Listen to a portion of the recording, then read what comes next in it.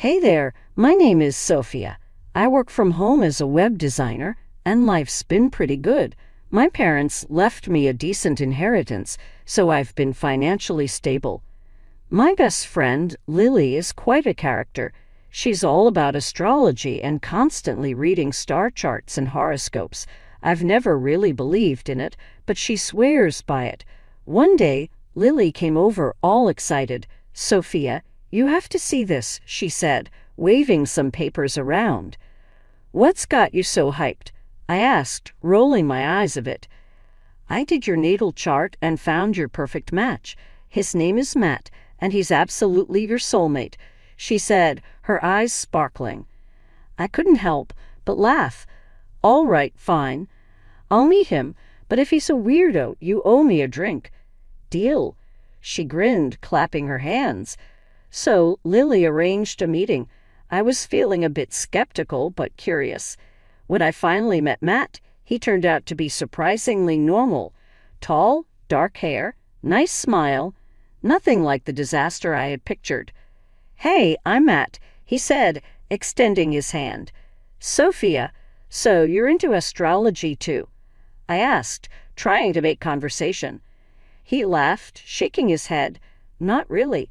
Lily wouldn't stop bugging me about this, so I figured why not?" I chuckled. Same here.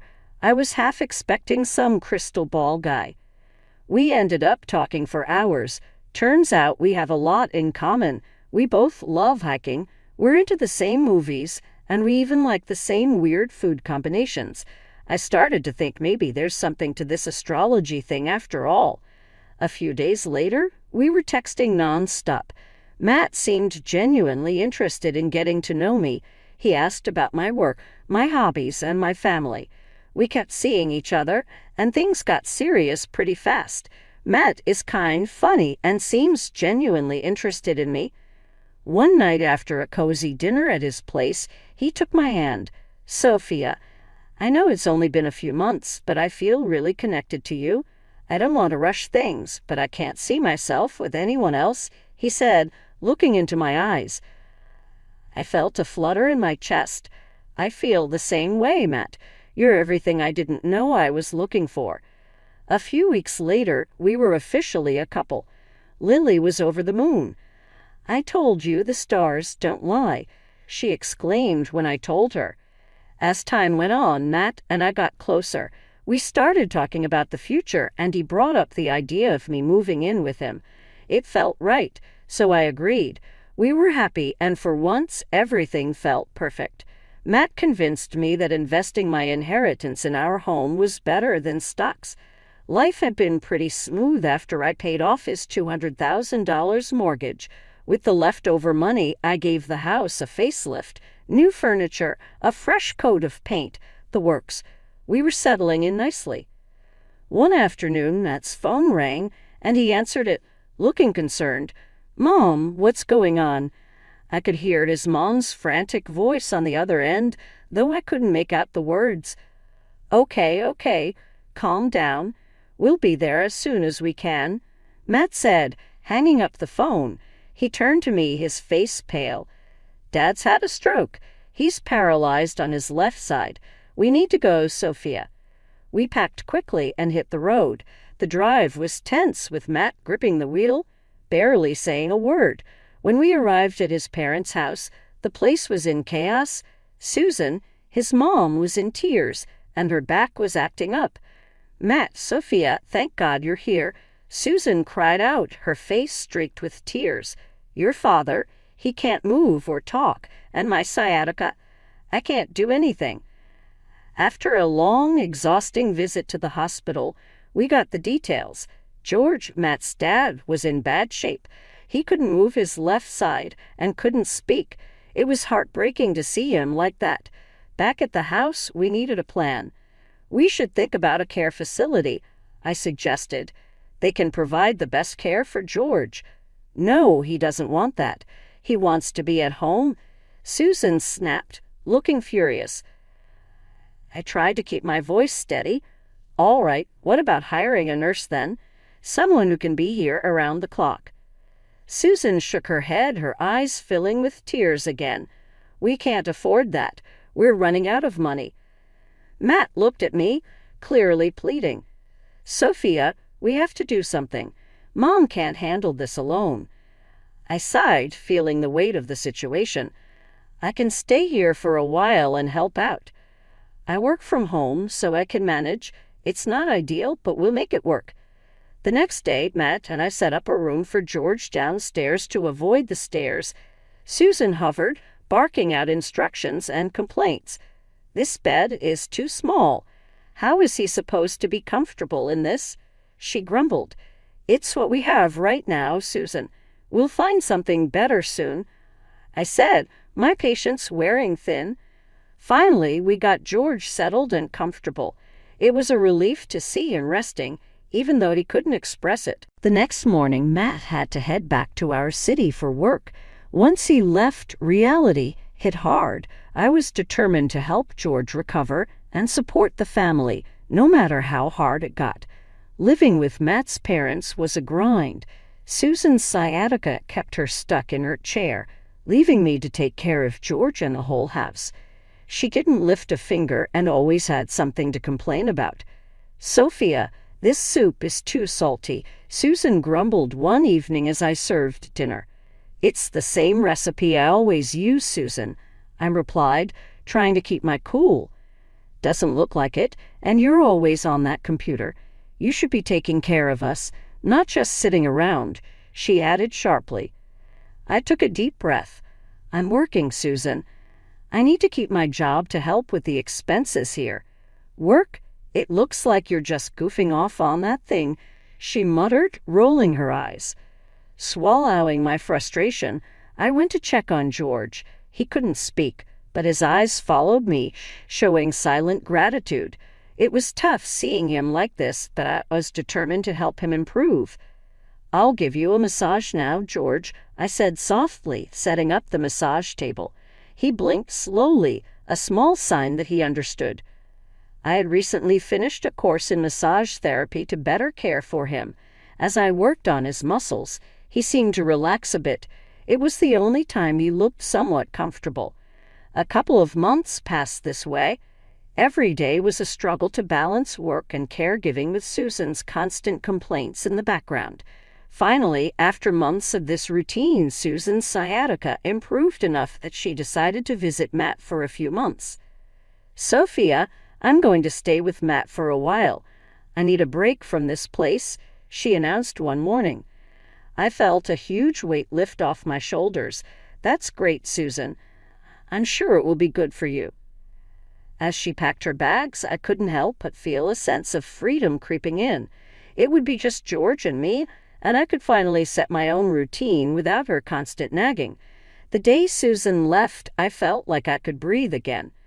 I went to George's room, and he gave me a look that said more than words ever could. "It's just us now, George. We're going to make some real progress," I said, smiling at him. He blinked slowly, and I knew he was on board. With Susan out of the house, life became a lot more manageable. I set up a solid routine for George and me. Every morning, I'd start by helping him with his exercises, lifting his legs and arms, encouraging him to move as much as he could. Then I'd move on to massaging his muscles. Something I learned from my recent therapy course would help with the stiffness. "Hang in there, George," I'd tell him, working through the knots and tight spots. The days were long, but without Susan's constant nagging, I could focus better. My web design work became my escape, a few hours a day where I could lose myself in creativity. One afternoon, as I was setting up for George's therapy, I noticed something different. His fingers were twitching slightly. "Hey, George, can you try moving your fingers for me?" I asked, holding my breath. Slowly, very slowly, his fingers curled a bit. It wasn't much, but it was the first movement I'd seen in weeks. I felt a rush of excitement. "That's great, George. Keep going just like that," I encouraged him. His eyes lit up with a spark of hope. From that day on, we worked even harder. Every little twitch, every small movement was a victory. I started incorporating more exercises, pushing George to do a bit more each day. The weeks passed, and George's improvement was steady. One day, as I was helping him stand, he managed to take a step with some support. "Look at you, George, you're walking," I exclaimed, almost jumping with joy. Our daily routines became more rigorous. We'd walk a few steps every day, and George's confidence grew with each one. His strength was returning, slowly but surely. One evening, after a particularly good session, I decided to sit down and have a chat with him. "George, you're really making amazing progress. How are you feeling about all this?" I asked, sitting next to him. He took a deep breath and managed to say, "Better, thanks, Sophia." Hearing him speak, even if just a few words, was like music to my ears. "You're welcome, George. We're a team and we're going to get through this together," I replied, feeling a lump in my throat. As the months rolled on, George continued to improve. He was now able to move around the room with some assistance and could feed himself with a bit of help. Our bond grew stronger through this journey. We shared more conversations, even if they were simple and slow. "George, you're really a fighter. I'm so proud of you," I said one morning as we sat in the garden, enjoying the fresh air. "Couldn't do it without you," he replied, his words clearer than before. We both sat there, enjoying the moment. It felt good to see him reclaiming parts of his life that had seemed lost forever. His spirit was strong, and his determination was inspiring. Over time, George and I grew very close. He started calling me his daughter, which warmed my heart. One day, we were sitting in the garden, enjoying the sunshine, when I decided to ask something that had been on my mind. "George, why didn't you want to go to a nursing home when you got sick?" I asked gently, looking into his eyes. He looked surprised. "Never said no," he replied slowly. "Saved money for a good place." I was taken aback. "But Susan said you didn't want to go and that there wasn't any money for it." George frowned, a serious look crossing his face. "Didn't know." I figured things out after months away and decided to surprise Matt with a visit home. I was excited, thinking about how happy he'd be to see me. I packed my bags, said a quick goodbye to George, and hit the road. The drive felt longer than usual, with my mind racing about reuniting with Matt. When I finally pulled into our driveway, it was already dark. I grabbed my bags and walked up to the front door, but something felt off. My key didn't fit the lock. Confused, I tried again, but it was no use. I rang the doorbell, hoping Matt would answer and clear things up. Instead, a woman I didn't recognize opened the door. "Can I help you?" she asked, looking puzzled. "I'm Sophia, Matt's wife. This is my house." "Who are you?" I replied, feeling a knot forming in my stomach. "I'm Karen. This house was sold a couple of months ago." "I'm just here to keep an eye on it," she shot back. My mind went blank. Sold. That's impossible. This is my home. "I'm sorry, but it's not anymore," she said, looking genuinely sorry. I fumbled for my phone, my hands trembling, and dialed Matt's number. My heart raced as he answered on the third ring. "Hey, Sophia, what's up?" he said, sounding oddly calm. "Matt, I'm at our house and some woman says it's been sold. What the hell is going on?" demanded my voice shaking. He sighed, a cold edge in his voice. "Yeah, I sold the house. I bought a new one for Mom and me." "What? You sold our house without telling me? Where am I supposed to go?" I shouted, feeling a mix of anger and confusion. "There's no place for you in the new house, Sophia. I sent the divorce papers. Didn't you get them?" he replied, his tone icy. I felt like the ground was falling away beneath me. "Divorce papers? Are you serious, Matt? I paid off your damn mortgage. How could you do this to me?" He laughed, a cruel sound. "You can't prove any of that. The house was in my name. It's over, Sophia. Move on." Tears stung my eyes as I tried to process his words. "What about your father? Who's taking care of him?" "Dad, he's not my problem anymore. Mom and I don't need him dragging us down. If you want to play nurse, take him. I don't care, Matt said coldly, hanging up the phone. I stood in the parking lot of what used to be my home, the darkness surrounding me. I felt utterly lost. My conversation with Matt had left me dumbfounded. I couldn't believe he had sold our house, abandoned his father, and sent me divorce papers without a second thought. My phone buzzed, jolting me out of my daze. It was George. "Sophia, come back." "I need to talk," George said, his voice weak but urgent. "I'm coming, George. I'll be there soon," I replied, my voice shaking. I got into my car and drove through the night, my mind a whirlwind of anger, sadness, and confusion. By the time I reached George's place, it was early morning. Exhausted, I walked through the door and saw George waiting for me, his eyes filled with concern. "George, I don't know what to do," I stammered, feeling the tears welling up. I couldn't hold it in any longer and burst into tears right on his shoulder. He led me to the living room and helped me sit down. "Tell me what happened," he said, looking at me with those kind eyes. I took a deep breath, trying to steady myself. "Matt sold the house, George. He said there's no place for me and that he doesn't care about you either. He sent me divorce papers." George's face hardened, a rare show of anger. I knew they were up to no good. "What do you mean, George?" I asked, wiping my tears. After my stroke, I couldn't speak. They talked in front of me. He began, his voice trembling with the effort. "What did they say?" I asked, feeling a chill run down my spine. "They planned everything. Told me they'd get your money, sell the house, kick you out," George said, his eyes filled with pain. I stared at him in horror. "They actually said that. How could they be so cruel?" I thought I couldn't understand, but I did, he continued, his voice getting stronger. "They also wanted to get rid of me, sell my house." Tears streamed down my face as I listened. I can't believe they do this to their own family. George took a deep breath. "I've taken care of everything." "What do you mean?" I asked, looking at him confused.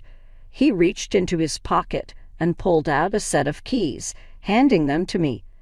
"I bought Matt's house. It's yours now," George said, handing me the keys. I looked at them, then back at George, feeling a wave of emotion. "You did this for me." "Why?" "Because you deserve it. You paid for it, not them," he said firmly.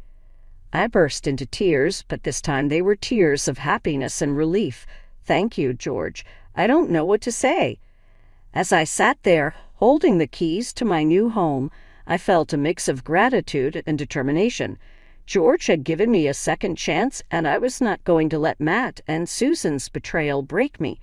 We were going to fight back and win together. The next day, George decided it was time to make things official. He called a lawyer to the house to change his will. "Sophia, I need you to be the heir," George said, looking determined. "Are you sure, George?" I asked, feeling a mix of gratitude and concern. "Yes, it's right. You took care of me, not them," he replied, his voice steady despite his condition. The lawyer arrived, and we sat down at the kitchen table. George explained his wishes, and the lawyer nodded, drafting the new will. I felt a lump in my throat as George signed the papers, making me the sole heir to all his property. A few days later, I met with Jack again, bringing all the documents and evidence we had gathered. Jack was impressed with the thoroughness of our preparation. "Sophia, this is solid. We've got everything we need to go after Matt and Susan," he said confidently. "I'm ready to fight, Jack. Let's get that $200,000 back," I replied, feeling a surge of determination. Jack filed the lawsuit, demanding the return of my money. We also provided evidence from the bank with witnesses confirming the transfer of funds. It was a strong case, and I felt hopeful about our chances.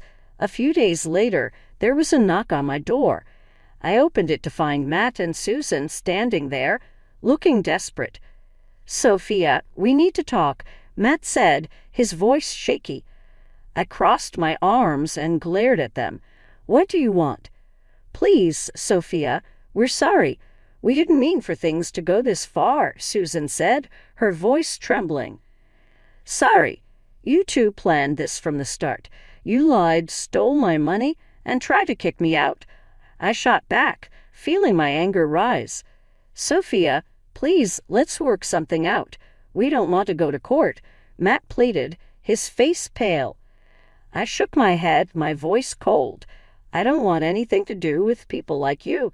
And by the way, George has recovered and transferred all his property to me. You two are left with nothing."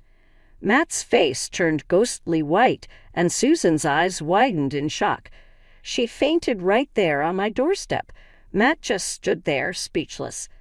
"Get her out of here, Matt. I don't have time for your games," I said, pointing toward their car. He nodded, still in shock, and dragged Susan to the car. As they drove away, I felt a strange sense of closure. A few weeks later, the court ruled in my favor. I was awarded the $200,000, and the divorce was finalized. It had been a long, hard battle, but I had won. I drove back to George's house, feeling lighter than I had in months. As I walked in, George looked up, his eyes full of curiosity. "How did it go?" "We won, George. I got the money back, and the divorce is final," I said, tears of joy streaming down my face. We sat together in the living room, the weight of the past months lifting off our shoulders. It was the beginning of a new chapter, one where we could finally find peace and happiness. Life had settled into a peaceful routine after all the chaos. I live in my own house now, and George has become a regular part of my life, much like the father who passed away early and whom I hardly remember. We spend our days tending to the garden, chatting about old times, and simply enjoying each other's company. It's nice to have this calm after the storm. One Sunday afternoon, as I was sipping coffee on the porch, my phone rang. It was Lily, my astrologer friend who had introduced me to Matt. "Hey, Sophia, you won't believe what I found in your chart this time." Lily's voice was bubbling with excitement. I chuckled, already guessing where this was headed. "Oh boy, what is it now, Lily?" "You've got a new love coming your way. He's perfect for you, even better than the last one. The stars don't lie," she said, practically squealing with joy. I burst out laughing, shaking my head. "Lily, after everything that happened, I think I've had my fill of horoscope-based romances. But Sophia, this one is different. The alignment is just right. You've got to trust me on this," she insisted. "Lily, I appreciate it, but I'm focusing on myself for now. If Mr. Perfect is out there, he'll find me without the stars' help," I replied, feeling more amused than annoyed. After hanging up, I couldn't help but laugh at the whole conversation. Despite everything, Lily's enthusiasm was infectious, but I knew I was in no rush to jump into anything new. I was content with my life as it was. George wheeled himself onto the porch, looking curious. "Who was that?" "Lily. She's trying to set me up with another perfect match from the stars." I rolled my eyes playfully, and George chuckled, his eyes twinkling. "Stars didn't work so well last time," he said. "Exactly," I replied. I told her I'm done with horoscope dates. I've got enough on my plate without adding a new guy into the mix. I grinned. "You'll find someone when the time's right," George said, giving me a knowing look. I glanced out at our garden, feeling a deep sense of contentment. The flowers were blooming, and the vegetables were coming along nicely. It was our little paradise. "You know, George, this is all I need right now," I said, taking a deep breath of fresh air. "A simple life, good company, and a bit of sunshine." "Perfect life," he agreed, smiling. A few days later, I got another call from her. This time it was just a chat. No horoscope predictions, no matchmaking. Just catching up like old friends. It felt good to keep things light and easy. One evening, as I was watering the garden, I thought about what the future might hold. I knew that someday I'd meet someone who would appreciate me for who I am, without needing the stars to tell us we were meant to be.